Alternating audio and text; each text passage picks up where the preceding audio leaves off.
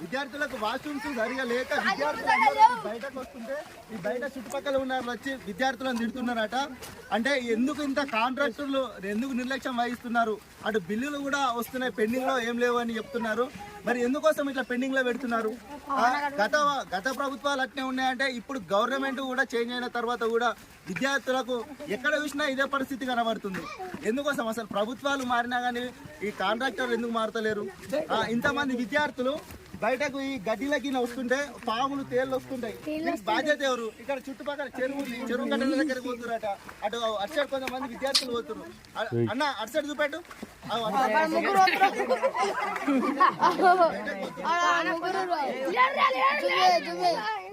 పరిస్థితి ఏంది? బాధ్యత ఎవరు వహిస్తారు?